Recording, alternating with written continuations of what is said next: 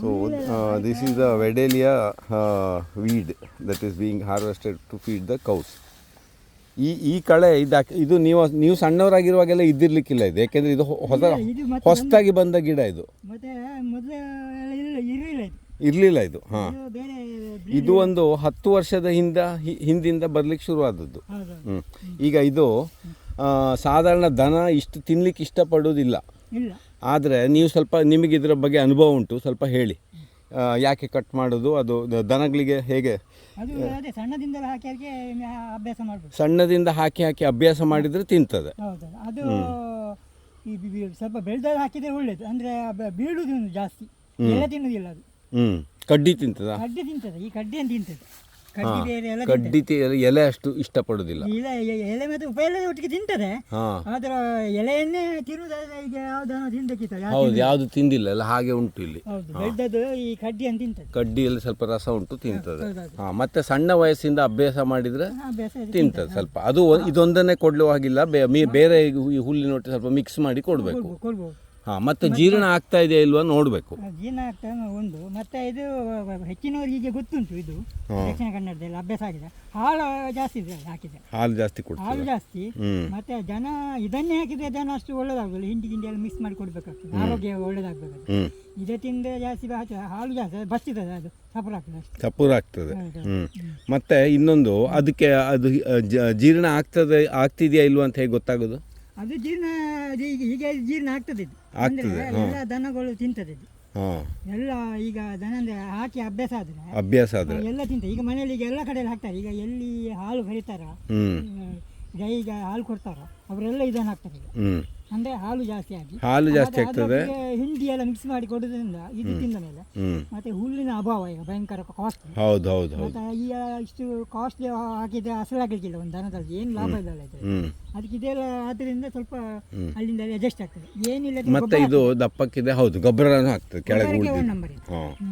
ನೀವು ಎಷ್ಟು ದನ ಸಾಕಿದ್ದೀರಿ?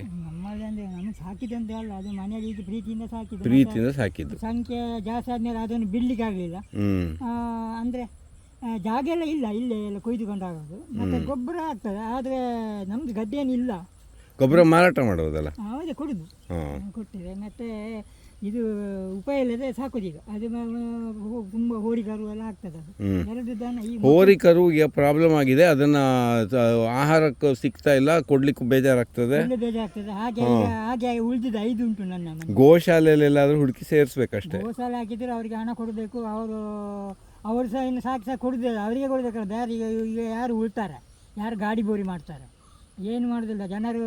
ಈಗ ಅದನ್ನು ಖಾಲಿ ಈಗ ತಿನ್ನುವವರಿಗೆ ಮಾತ್ರ ಉಪಯೋಗಕ್ಕೆ ಮಾಡ್ತಾರೆ, ಅದರಿಂದ ಬೇರೆ ಬೇರೆ ಈಗೆಲ್ಲ ತಯಾರಾಗ್ತದಲ್ಲ, ಅದು ಕೊಬ್ಬು ತೆಗೆಯುವುದು, ಅದು ತೆಗೆಯುವುದು, ಅದಕ್ಕೆ ಉಪಯೋಗ ಆಗ್ತದೆ. ಬಿಸ್ನೆಸ್ ವ್ಯವಹಾರದಲ್ಲಿ ಹೋಗ್ತದೆ ಅಷ್ಟೇ. ಅಂದರೆ ಗೊಬ್ಬರದ ಲಾಭ ಸಾಕಾಗೋದಿಲ್ಲ ಅಲ್ಲ?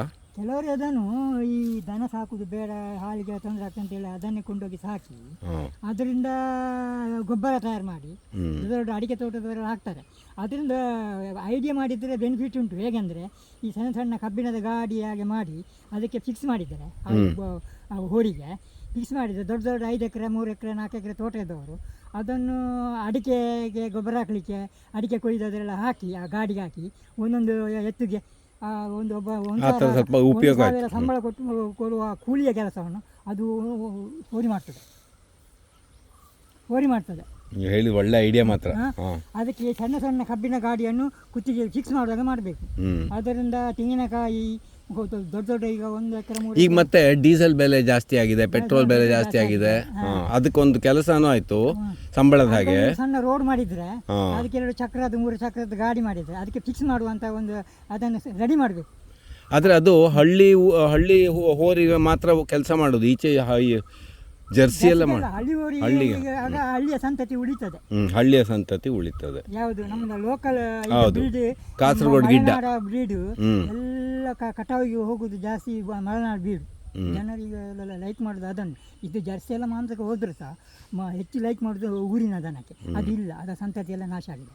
ಮಲೆನಾಡು ಗಿಡ್ಡ ಮತ್ತೆ ಕಾಸರಗೋಡು ಗಿಡ್ಡ, ಇಲ್ಲೆಲ್ಲ ಕಾಸರಗೋಡು ಗಿಡ್ಡ ಸ್ವಲ್ಪ ಅದೇನಂದರೆ ಅದಕ್ಕೆ ಅಂಥದ್ದೆಲ್ಲ ಮಾಡಿದರೆ ಪ್ಲ್ಯಾನಿಂಗ್ ಮಾಡಬೇಕು, ಮಾಡಿದರೆ ಅದರಿಂದ ತುಂಬ ಪ್ರಯೋಜನ ಉಂಟು. ಈಗ ಲೇಬರಿಗೆ 1,000 ಸಂಬಳ ಕೊಡಬೇಕು ಒಬ್ಬನಿಗೆ, ಬೆಳಗಿಂದ ಸಂಜೆ. ಈಗ ಅಡಿಕೆ ಗೊಬ್ಬರ ಹಾಕಲಿಕ್ಕೆ, ಅಡಿಕೆ ತುಂಬ ಹೊತ್ಕೊಂಡು ಹೋಗಲಿಕ್ಕೆ, ಅದು ತೆಂಗಿನಕಾಯಿ ಹೊತ್ಕೊಂಡು ಹೋಗಲಿಕ್ಕೆ, ಅದಕ್ಕೆ ಹಾಕಲಿಕ್ಕೆ ಈ ಕೃಷಿಕರಿಗೆ A1 ಸಹಾಯ ಮಾಡುವಂಥ ಈ ಪ್ರಾಣಿಗಳೆಲ್ಲ.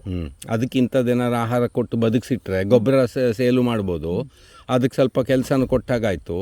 ಆವಾಗ ಮಾರಾಟ 5 ಬೋರಿ ಉಂಟು. ಮೊದಲೇ ಒಂದು ಸ್ವಲ್ಪ ಕೊಟ್ಟಿದ್ದೆಲ್ಲ, ಈಗ ನಾವು ಪ್ರೀತಿಯಿಂದ ಸಾಕಿದ್ದು ಕೊಡಲಿಕ್ಕೆ ಮನಸ್ಸು ಬರ್ತದೆ. ಈ ಸಹ ಕೇಳಿದ್ರಲ್ಲ ಹಬ್ಬಕ್ಕೆಲ್ಲ, ನಾನು ಕೊಡಲಿಲ್ಲ. ಯಾಕೆ ಕೊಡೋದಿಲ್ಲ ಅಂದರೆ ಅದು ಹೀಗೆ ಏನಾದರೂ ನೋಡಬೇಕು. ಯಾರಿಗೆ ಗೋಸಾಲಿಗೆ ಸಹ ಕೊಟ್ಟರೆ ಅವರಿಗೆ ನಾವು ಹಣ ಕೊಡಬೇಕು. ಅದಕ್ಕಿಂತ ಇದೆಲ್ಲ ಈ ಕೃಷಿಕರೆಲ್ಲ ಪ್ಲ್ಯಾನಿಂಗ್ ಮಾಡಿದರೆ ಅವರಿಗೆ ತುಂಬ ಬೆನಿಫಿಟ್ ಇದೆ. ಎಲ್ಲಿ ನಿಮ್ಮದು ಇದು ದನ ಇದು ಕೊಟ್ಟಿಯಲ್ಲ?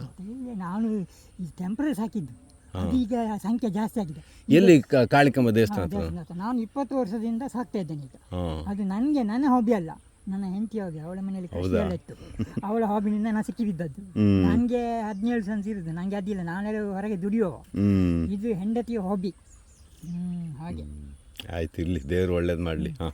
ನೀವು ಇದು ಮಾಡ್ಬೋದು, ಯಾವುದು ಅದು ಕೃಷಿಕರ ಒಂದು ಅದು ಇದು ಮಾಡ್ತಾರೆ ಏನಂದರೆ ಎರೆಹುಳದ ಗೊಬ್ಬರ, ಅದು ಮಾಡಿದರೆ ಒಳ್ಳೆ ರೇಟ್ ಉಂಟು. ಅದು ಕೃಷಿಕರ ಬೆನ್ನೆಲುಬಾದ್ರಿಂದ ಈ ಹೋರಿ ಎಲ್ಲ ಸಣ್ಣ ಮಲೆನಾಡು ಗಿಡದ ಹೋರಿ ಎಲ್ಲ ಅಂತಲ್ಲ, ಸಣ್ಣ ಗಾಡಿ ಮಾಡಿ ತೋಟಗಾರರಿಗೆ ಒಳ್ಳೆ ಪ್ರಯೋಜನ ಬರುವಂಥ ಒಂದು ಮಾರ್ಗವಿದೆ. ಅದೊಂದು ಮಾರ್ಗ ಇದೆ. ಮತ್ತು ತಿಂದು ಖಾಲಿ ಮಾಡೋದಲ್ಲ, ಅದನ್ನು ಅಭಿವೃದ್ಧಿ. ಹೌದು, ತಿಂದು ಖಾಲಿ ಮಾಡಿ. ಆಯಿತು. ಸೊ ವೆಡೇಲಿಯಾಗಿ ಒಂದು ಉಪಯೋಗ ಉಂಟು. ವೆಡೇಲಿ ಕಳೆ, ಅರಿಶಿನ ಬಣ್ಣದ ಹೂವು ಎಲ್ಲ ಕಡೆ ಈಗ ಹೆಚ್ಚಾಗಿದೆ. ದಕ್ಷಿಣ ಕನ್ನಡದಲ್ಲಿ ಈಗ ಎಲ್ಲಿ ಕಡೆ ಹುಲ್ಲು ಅಭಾವ ಇದ್ದಲ್ಲೆಲ್ಲ ಇದನ್ನೇ ಉಪಯೋಗ ಮಾಡಿ. ಇದು ಸಂಶೋಧನೆ ಎಲ್ಲ ಆಗಿದೆ. ಅದರ ಕಡ್ಡಿ ಉಪಯೋಗ ಉಂಟು. ಇದೆಲ್ಲ ಅದರದ್ದೆಲ್ಲ ಬೇರು ಗಿಡ ಎಲ್ಲ ಒಳ್ಳೆದಾಗ್ತದೆ ಜನಕ್ಕೆ.